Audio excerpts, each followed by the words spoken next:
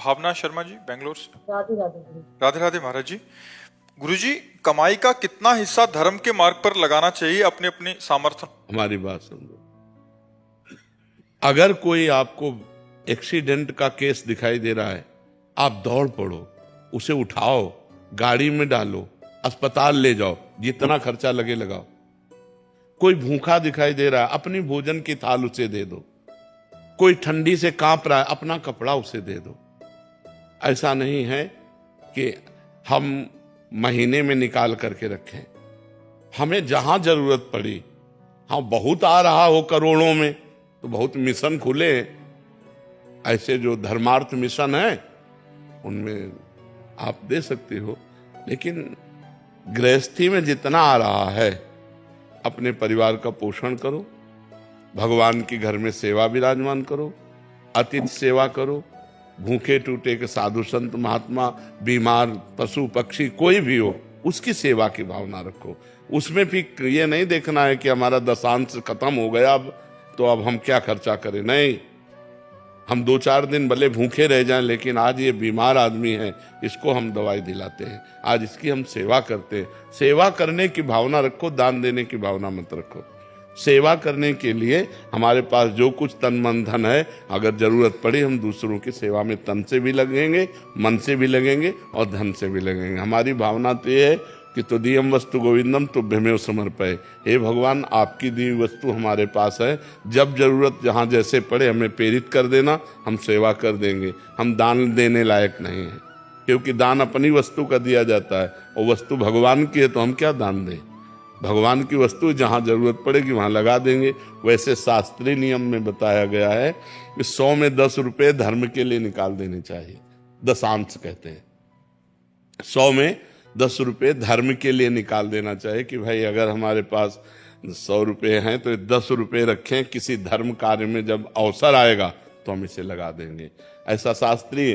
पर हम कह रहे हैं कि अगर हमें जरूरत है उसको 100 रुपया की दवा दिलाने की, हमने 10 रुपया निकाल कर तो हम 90 और लगा देते हैं। भैया तुम्हारी दवा 100 की है, तुम जाओ और खाओ और स्वस्थ रहो। ऐसे भावना से करना चाहिए। अगर दान वाले सिस्टम पे तो फिर अब उसको 90 कहाँ से चलो जो, तो हम 90 का घाटा सह लेंगे, हम तुम्हें पूरे 100 दे देंगे। आज तुम्हें बीमार हो, आज तुम्हें आवश्यकता है तो हम तुम्हारी सहायता करते हैं। ऐसी भावना रखनी चाहिए। वैसे शास्त्रीय नियम दशांश निकालने का है कि 100 में 10 रुपया निकाल के रख दे। कभी तीर्थ यात्रा, कभी साधु सेवा, कभी गौ सेवा, कभी बीमार सेवा, उनमें लगा दे ऐसा। इसलिए देने की बात छोड़ो, अपने परिवार का बढ़िया पोषण करो, लड़का बच्चा को बढ़िया पढ़ाओ लिखाओ और जरूरतमंद की सेवा कर दो। कभी कोई भूखा टूटा प्यासा बीमार ऐसा जरूरतमंद दिखाई दे तो उसे अपना भी वस्त्र दे दे, कोई बात। अरे हम साल ओढ़े, कोई काँप रहा है तो हम तो घर में जाके दूसरी व्यवस्था कर देंगे, उसको उड़ा देते हैं। ये है सच्ची सेवा। कोई भूखा है, हम अपने हिस्से का भोजन उसको दे देते हैं, ये सच्ची सेवा है। आयुष जी भोपाल से। प्रियंका जी गुजरात से। महाराज जी, आप दोनों का सेम प्रश्न है। आप कहना चाह रहे हैं कि आप अपने अंदर के सूक्ष्म अहंकार को कैसे पहचानें और मिटाएं?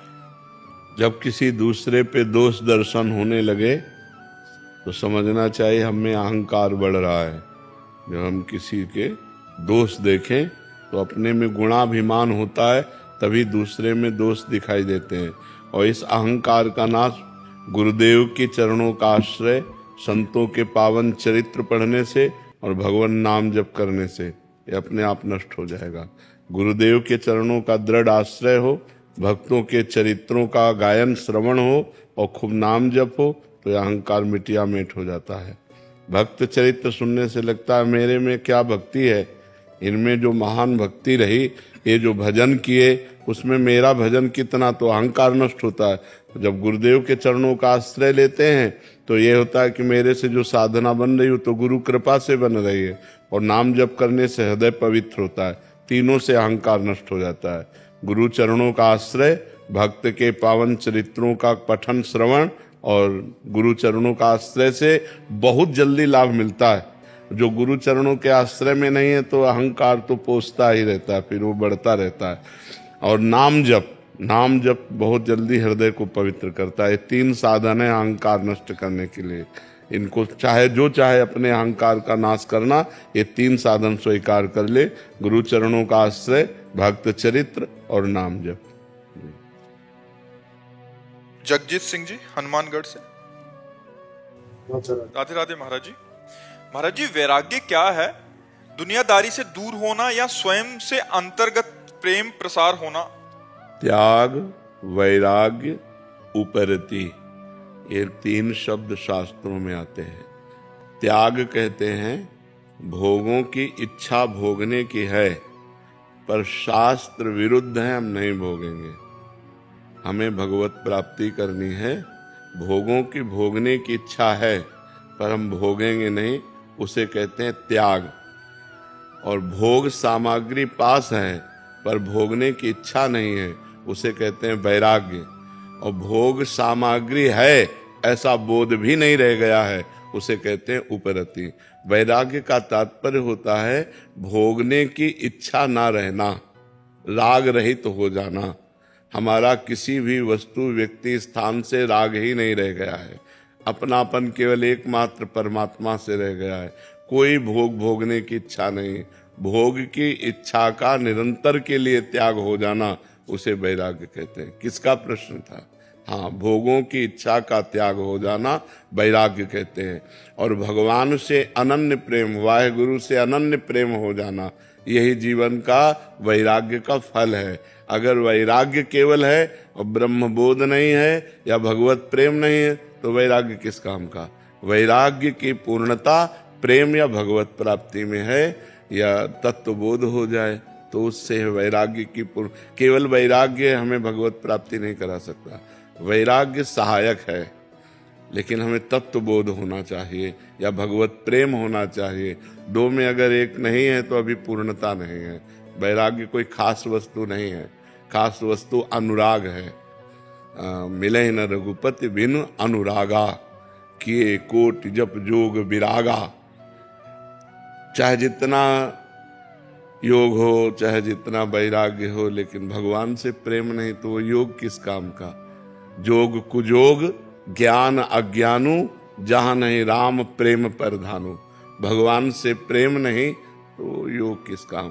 सनकादि निरंतर हरिशरणम हरिशरणम हरिशरणम जपते रहते हैं और ब्रह्मबोध संपन्न महापुरुष हैं, तत्वबोध है जिनको, वो भी निरंतर नाम जप करते हैं।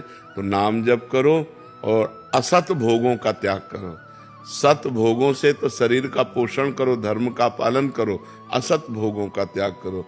जिसे शास्त्र निषेध करता है, जो पाप कर्म है, उनका त्याग कर दो, तो आगे बढ़ते चले जाओगे।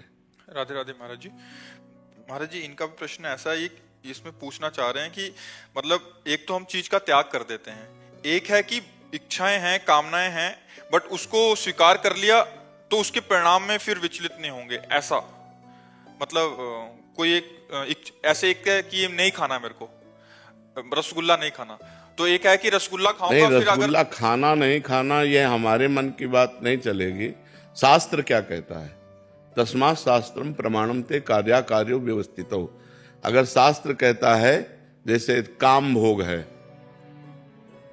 अपनी पत्नी के साथ काम भोग किया हुआ वो धर्म में है, लेकिन दूसरे की पत्नी के साथ किया हुआ पाप में है। जो पापी पुरुष ये सोचता है कोई शोक नहीं, कोई चिंता नहीं, कोई प्रायश्चित नहीं, तो पापी पुरुष है, अंतःकरण मलिन है, वो नीच है, दुर्गति को प्राप्त होगा। ऐसा थोड़ी कि तुम्हारे सोचने से हो जाएगा, तुम्हारे सोचने से नहीं होगा। शास्त्र प्रमाणित विषय होना चाहिए। ये नहीं कि एक है कि विषयों की लालसा है और उसको दबा रहा है, और एक है कि विषयों की लालसा है, वो भोग रहा है, कोई प्रायश्चित नहीं, कोई पश्चाताप नहीं, तो घोर पापी पुरुष का लक्षण है। ये तो घोर पापी पुरुष का लक्षण है। ये कोई पुण्यात्मा या सतमार्ग वाले का लक्षण थोड़ी। सतमार्ग वाले से तो जरा सा धर्म विरुद्ध होगा तो हृदय जलने लगेगा, त्राहिमाम बोलेगा, वो पश्चाताप करेगा, अनुष्ठान करेगा जिससे उसका पाप नष्ट हो। ये तो जैसे आतंक है कि हजारों को मार दिया, उनको कोई पश्चाताप नहीं और जाके पार्टी मनाते हैं। ऐसे विषयी भोगी पापी पुरुष हैं, गलत आचरण करते हैं और खूब खुशी होते हैं कि आज तो हमने ऐसा किया। ये पापी पुरुष का लक्षण है, ये पुण्यात्मा महात्मा या सतमार्ग का लक्षण नहीं। सतमार्ग वाला है कि जो धर्म विरुद्ध आचरण भूल ही न दे कुमारग पाऊं, भूल करके भी हम असत आचरण नहीं करेंगे। अगर असत आचरण बन गया तो भारी जलन, भारी पश्चाताप और उपाय पूछेंगे कि उस पाप का प्रायश्चित क्या होना चाहिए जो हमसे हो गया। यह है सतमार्ग में चलने वालों का, ऐसा नहीं है तो पापी पुरुष का लक्षण है। क्यों? मनमानी आचरण करके फिर तो क्या कि गोली मार रहे हैं, लूट रहे हैं, व्यभिचार कर रहे हैं, मौज से शराब पी रहे हैं, मस्ती से घूम रहे हैं, उनको कोई प्रायश्चित है क्या? ये तो पापी पुरुष का लक्षण है। ऐसी गंदी बात मन में मत लो। अभी नए बच्चे हो, फिर गंदे आचरणों में बहते चले जाओगे। हरिपत दास जी बरसाना से। महाराज जी राधे राधे। श्री हरिवंश। महाराज जी आप कह रहे हैं कि एकांतिक वार्तालाप में एक बार आपके प्रकट शरीर का नाम तो जानते हैं और आंतरिक शरीर का नाम भी जानने को मिला। महाराज जी हम जानना चाहते हैं कि उस स्वरूप का परिधान एवं परिचर्या क्या है महाराज? कितने रुपए बैंक में जमा है, कितने जेब में है, ये पोस्टर लगाया जाता है क्या? ये पोस्टर लगाया जाता है क्या? आपका स्वरूप क्या है, उसकी पहनावा क्या है, आपकी सेवा क्या है, ये हमारा पर्सनल विषय है। आप अपनी स्थिति की बात करो कि आपकी साधना में क्या विक्षेप हो, उसका उत्तर लीजिए। ये कोई प्रचार प्रसार का विषय है क्या? पोस्टर लगाने का विषय क्या? साधना को, दिनचर्या को, उपासना को, उपास्य को गुप्त रखा जाता है। ये कोई एकांतिक में वर्णन करने वाली बातें है क्या? आप अपनी साधना में बताइए कि आप कहाँ पहुंच रहे हैं, जहां पहुंचने में विक्षेप हो उसका उत्तर लीजिए। ये ऐसी बातें नहीं की जाती है। ये अपनी गुप्त, आदमी साधारण धन को नहीं बता सकता कि हमारा बैंक बैलेंस कितना, हमारी जेब में कितना, हमारे घर में कितना सोना रखा है, कितना। फिर ये परमार्थ की बात कैसे हो? वो तो गुप्त रखी जाती है, ये कभी वर्णन थोड़ी की जाती है। जो कर दे तो खत्म, ये भी बात है। अगर भावावेश में आके अपनी प्रधानता रखने के लिए कर दे तो वहीं से स्टॉप हो जाएगा। प्रिया प्रीतम के प्रेम रस की बातें यदि रख सको तो अपने मन में गुप्त रखो। इसे कभी वो तो महाराज जी ने प्रश्न किया तो नहीं, तुम प्रिया प्रीतम की बात ही नहीं करते। पूरे एकांतिक में सुनना, गौर से सुनना, भगवान शब्द का प्रयोग करते हैं। कभी प्रियाजू, प्रिय लालजू और अपनी प्यार, ये हमारा गुप्त विषय है। हाँ, कोई पर्सनल ऐसा आया, ऐसा कोई प्रश्न किया, जैसे महाराज जी बरसाना से आए तो प्रेम रस धाम से आए, तो चलो थोड़ी चर्चा हो गई। अपने स्वरूप के वर्णन की ये सब बातें थोड़ी स्वरूप का थोड़ी वर्णन हो सकता है। वो तो स्वाद का विषय है। रसगुल्ला आपको खवाया, कैसा लगा? बोले मीठा। कैसा मीठा लगा? बोले बहुत मीठा। नहीं, कैसा बहुत मीठा? बोले खा के देख लो। तो तुम भी उसी मार्ग में चल रहे हो तो आओ, उसी रंग में आओ, खुद अनुभव गम में भजे जे संता। वो अनुभव गम में विषय उसको थोड़े से। आशु सिंह जी हनुमानगढ़ से। राधे राधे महाराज जी। महाराज जी जब नाम जब सिमरन करते हैं तो शरीर ही नाम जब करता है, मन कभी भूतकाल में चला जाता है, कभी भविष्य में चला जाता है, तो महाराज जी इधर उधर घूमता रहता है। ये इसको कैसे एक जगह हाजिर करते रहो? लग जाएगा। अभ्यास योग युक्तेन चेतसा नान्यगामिना। अभ्यास बनाओ, जहां जहां मन भाग के जाए उसे नाम जप में लगाओ, बार बार लगाओ। दीर्घ काल निरंतर सत्कार सेवितो दृढ़ भूमि।